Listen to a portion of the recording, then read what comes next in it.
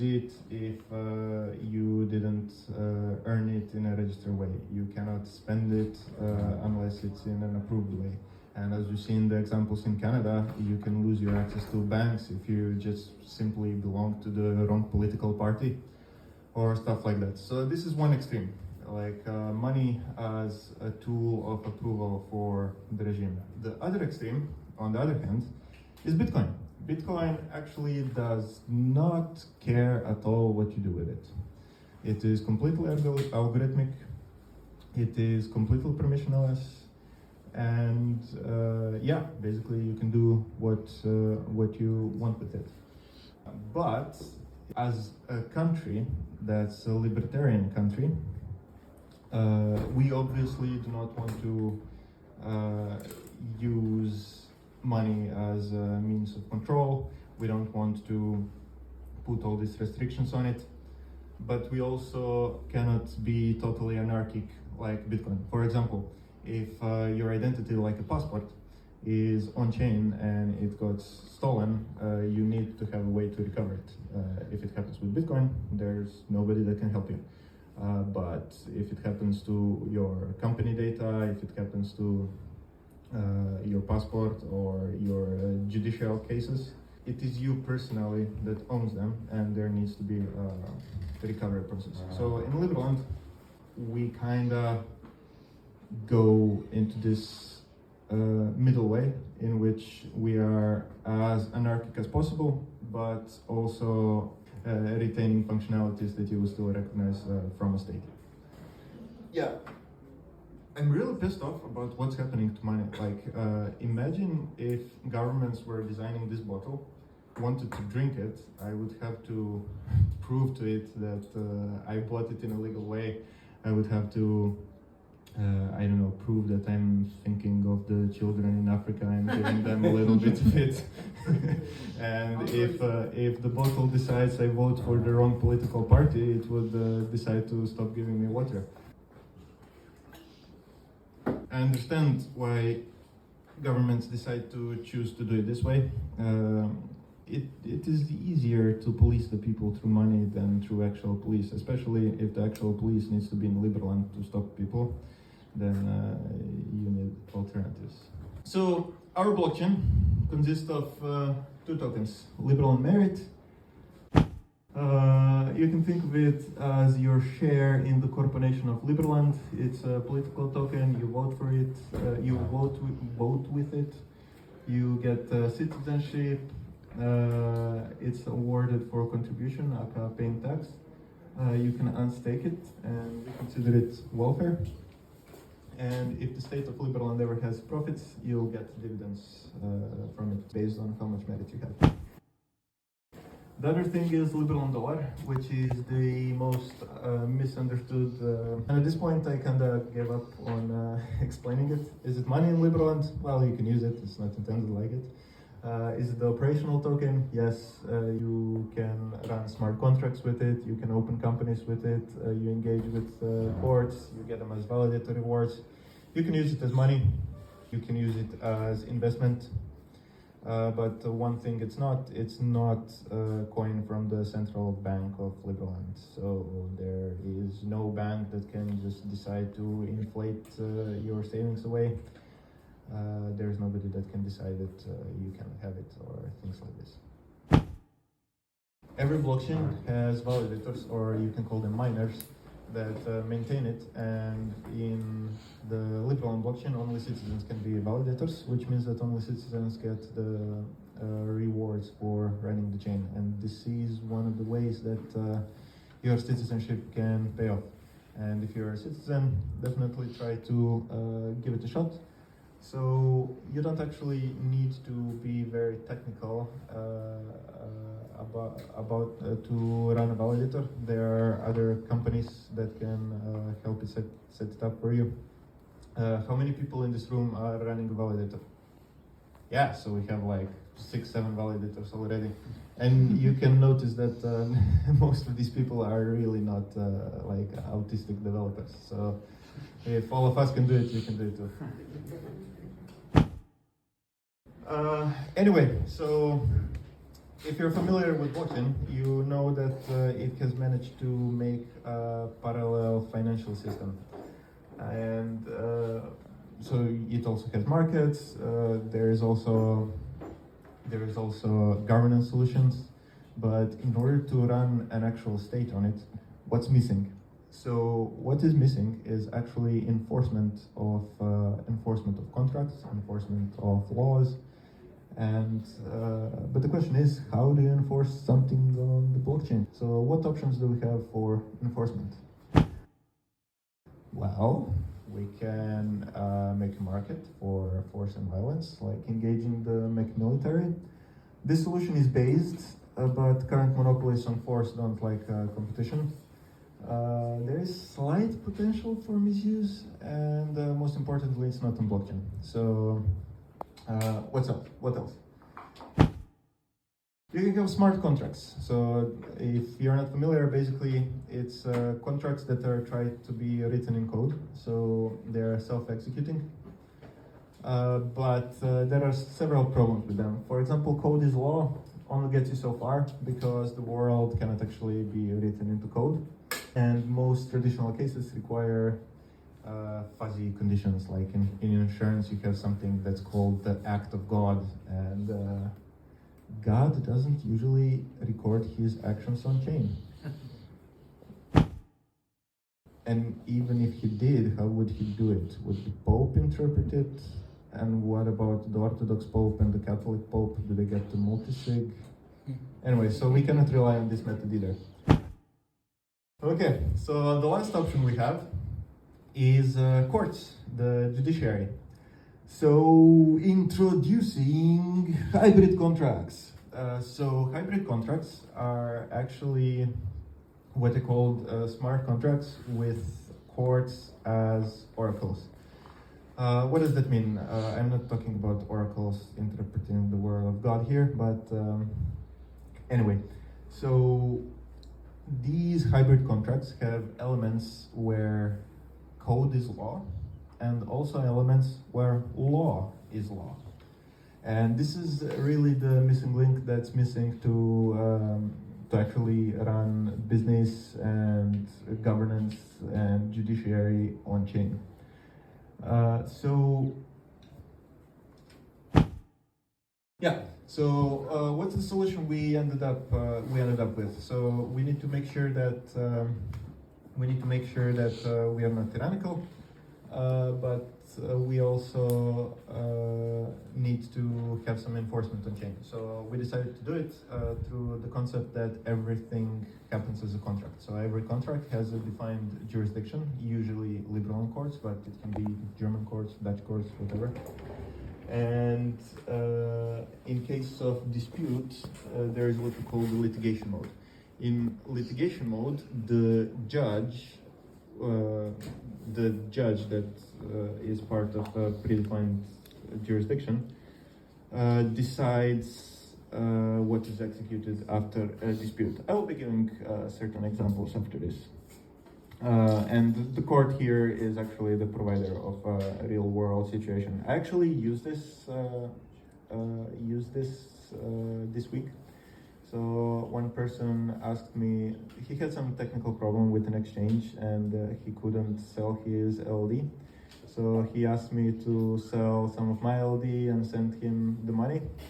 And we did that by making a contract in Liberland. We had a contract, I will do it for him, and regardless of price, in the future he will send me 700 LDs. And this process took a few minutes. We found a judge really quickly and gave the execution power in case of dispute to them, but everything went smoothly. So this is a very simple example. But it can be as complex as needed. Next slide, please. But it's not just official Liberland courts that can do this. Of course, everything in the Liberland blockchain.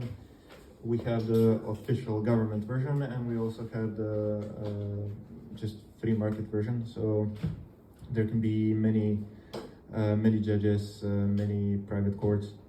even other nations or other network states like Anarchapulco can put their dispute resolution process in here.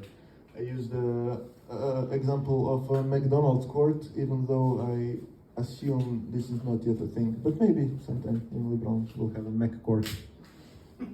Anyway, this system of private courts obviously has no potential for misuse whatsoever. Next slide, please. So the point about everything is a contract. For example, usually if you're born in a legacy country, you are assumed to have signed the social contract, and you actually cannot unsign it. You're coerced into signing it. But in Liberland is actually explicit. And as you probably know, you need 5,000 LLM to become a citizen, you get some rights, blah, blah, blah. But it's a hybrid contract. So for example, the algorithmic part is if you ever fall below 5,000 LLM, you lose voting rights. But there's also the actual law part in which it says you need to follow the laws of Liberland, and if you don't, we will take away your merits, stuff like that. And they are under the jurisdiction of Liberland courts. And there's also optional add-ons like recovery of your identity, funds, assets, blah, blah, blah, but you don't have to sign them. Like if you don't want the government to have any power whatsoever to recover your funds in case they're stolen, you don't have to sign it. In that case, you're completely responsible if you lose them. But if you trust the government, you can sign it, and then the judge can recover your funds. Stuff like this. Okay, moving on. Next slide, please. But what this is my favorite part. What this also enables you is to start any kind of business in Liberland as well. Because we have the financial system, even though you don't have to use all of these, you can use Bitcoin, you can use whatever, but enforcement of contracts is the only missing link for actual business being done in Liberland. And we actually just launched this this week, and I would like if anybody has some business that they would like to do in Liberland to join us. Next slide, please. Okay, so there are a few ways to actually do real business in Liberland and have real benefits from it. So the first benefit is the Liberland ecosystem and the community itself. So if you think about it, citizenship in Liberland costs around $10,000 right now. So if you run a company here, you will be in a community of people who have paid $10,000 to be a part of it. It's a really good network, and it's a network of libertarians who also prefer to work with other libertarians. So first there is this new pool of contacts and networks that you are entering. It can be easier to find clients here. The other thing is we of course have less regulation, and the taxes are voluntary. But it's important to note that Liberland is not just a way to do tax fraud in other countries. So for example, if you are selling lemonade in the USA and you bought the lemons from Walmart and you're selling it to US citizens, opening a Liberland company will not help you. There are a few cases in which Liberland company makes sense. So the first one is what we call the Good Boy Company. The Good Boy Company is basically you just want to be part of the ecosystem, but you're assuming that there is some hostile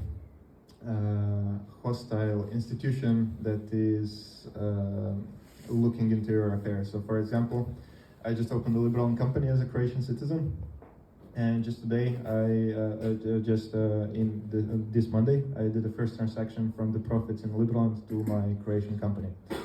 And it's done completely legally through this, what we call the Good Boy Company. This is the least useful of the companies, but it still has all these benefits I talked about. So this Good Boy company assumes that you have a parallel company in your country of tax residencies. So for example, I have my Liberland company and I have a parallel company in Croatia, and all the income that I send to Croatia, I of course have to report to the Croatian government, pay taxes about it, and everything. So any institution that's looking into me will say, okay, yeah, you might be pretending to have a Liberland company, but you're still a good boy. You didn't break any laws. And yeah, this is safe, but you still have to pay taxes and stuff like that. And like most good boys, these companies have no balls. They have been castrated. Next slide, please. There is of course pure Liberland company, so you can act like a libertarian utopia as long as you can get away with it. And you need a Liberland address for this, and there are actually now businesses in Liberland that will maintain a PO box for you on Jefferson Square or other addresses that you can put as your residency. Yeah, basically, if you do it purely within the territory of Liberland, purely with the assets on the Liberland blockchain, it's a pure Liberland company, and it has pure Liberland benefits. Next slide, please. Is it useful for anything other than good boys or living in Liberland? Yes. So there are a lot of countries in which have territorial-based taxation, in which you can do business in Liberland online and not have any tax obligation in your country of residence. Those countries are not USA or European Union, though. And this is actually a way to get banked, and if you'd like a bank account, it's possible to do it, but it's a little bit complex, and I will leave it for some other presentation. One other thing I mentioned is that if Liberland has any profits, so our judiciary system has contract enforcement, and this contract enforcement doesn't necessarily only work inside Liberland, it works outside of Liberland, and is supposed to be much faster, much more efficient, and in some cases also more powerful than traditional contract enforcement in other countries. So we expect that Liberland judiciary will be the main, one of the big exports of Liberland, so that even purely German companies will sign contracts in Liberland courts, as long as they can be enforced on chain. But for this kind of enforcement, insurance companies are actually a really key part of this ecosystem, which is why I want to talk to the gentleman here. Anyway, moving on. Yeah, please register a company. Why I like this? Because this means that we will finally have a GDP, and we will be on the list of countries by GDP, and we can probably beat Palau and I don't know, Vatican, and yeah, climb that list. Even dormant companies are useful. So, for example, if you have an idea for a company you would like to start in the future, you can register it right now. Consulting company, is that something viable? Liberland has very few regulations, so I'm not gonna throw the bureaucracy at you.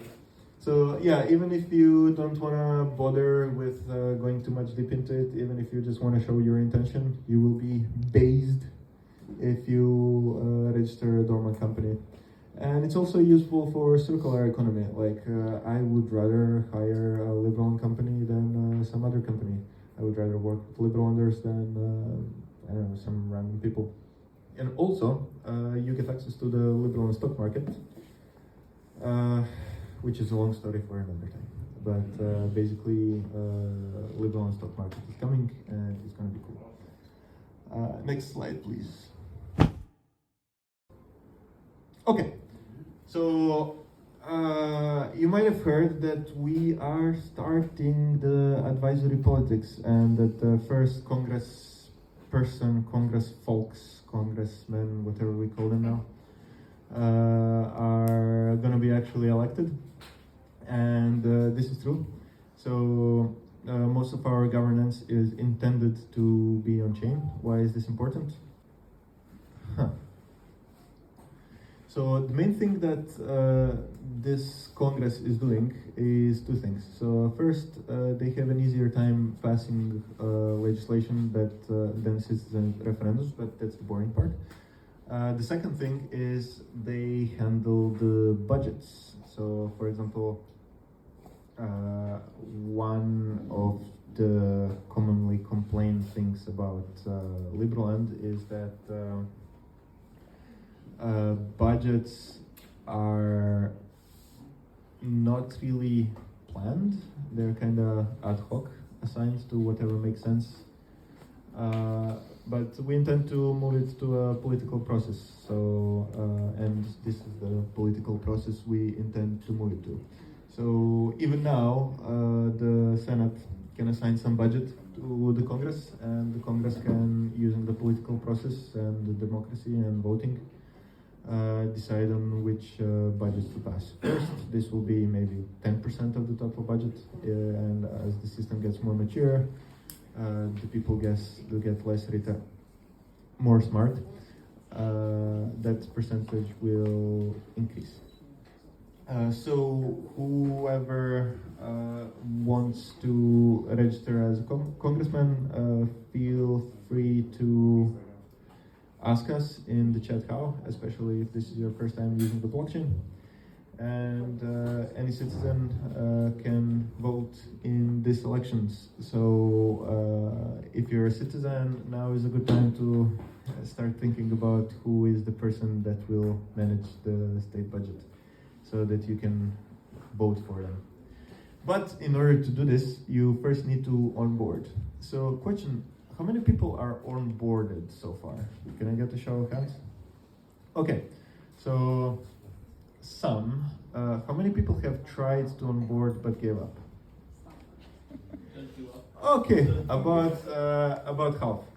So first I would like to apologize. I know that things are not always the most user-friendly, but we're actually working on it. Like, feel free to complain. These complaints are usually turned into solutions. It might take a few weeks, it might take a month, but things are getting better. So far, I think it's between 300 and 400 people that already onboarded. So it's definitely possible. If you have any issues, feel free to complain, and it will become easier and easier with every week. And yeah, of course, on board to get your airdrop of LDs, their price has reached to 2.8 in the last week, so it's just like free money, take it. And you can also join the political process. So especially if you're a settler that likes complaining, start voting. Okay, next slide, please. What's the plan? So what we have right now, we have all the wallet functionalities you would expect. So you can have LDs, LMs, some other assets. So EURs are getting popular. You have registries for companies, assets, land. We have some centralized exchanges. They're pretty shitty though, like CoinStore and Emrex.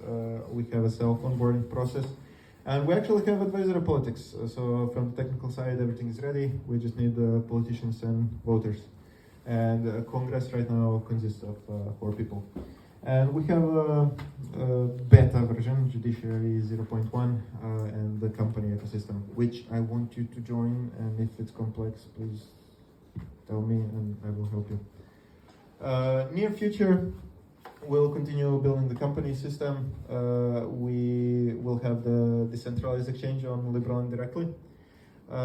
We are 2 weeks away from Ethereum Bridge, which will get LOD in the hands of like 100 times more traders than it is right now. And it will also bring other assets from Ethereum like USDT, Ethereum, even wrapped Bitcoin on the Liberland blockchain, so that you can do business with them without ever leaving the Liberland ecosystem. So you are welcome to leave it if you like, of course. We're working on a payment gateway. It's a little bit retarded that we have LD, but still no way to pay for stuff with it, but it's in the pipeline. Judiciary, of course, the stock market, and also like making stuff easier to use. So this is also where your feedback is really important. If you tell me, no, this is stupid, we'll make it smarter. And for full launch, so this is where we have full politics when the provisional government steps down and needs to be elected, which can also be the same people if they're elected, of course. We need at least 50% plus citizens onboarded. We are at around like 30% or something right now. So it's not actually that far away. If half of the people that try to onboard like this room were successful, we could already be there. We're gonna work on the hybrid contracts to do the export of justice, the merit dividends, and yeah, real politics, real budgets, and real nations. And last slide, please. Join us. Any questions? Yes. Sorry, can I just pick up?